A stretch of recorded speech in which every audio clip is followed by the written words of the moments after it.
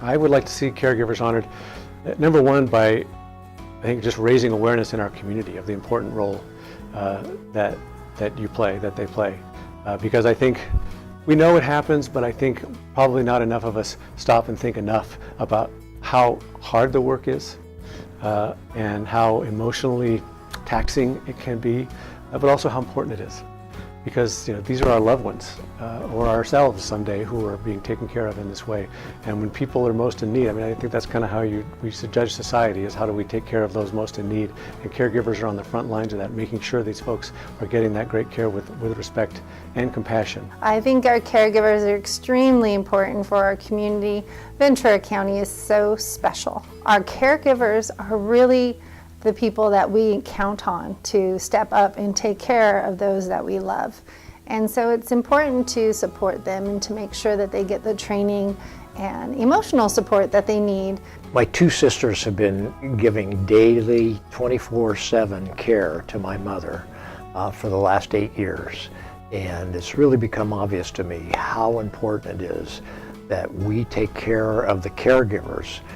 It is a real challenge to, on a day-to-day basis, bring your best to that occupation, that profession, that calling, that volunteer work, however you're doing it.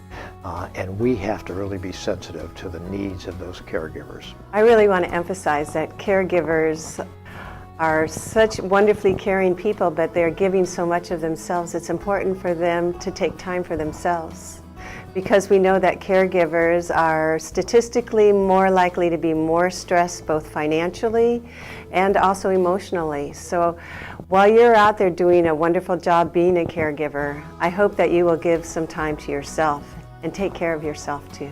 It's important to honor and remember our caregivers because they play such an important role in the day-to-day lives of people, particularly elderly people or people that are having mental or physical ailments, and most of them do it from the goodness of their heart. And it's something that we should be aware of, and we should always be mindful of, and respect them and appreciate them. Because there's a lot of fear at that time in your life. When you're ill, you're terminally ill, or you're going through a recovery from major surgery or something, there's a lot of fear.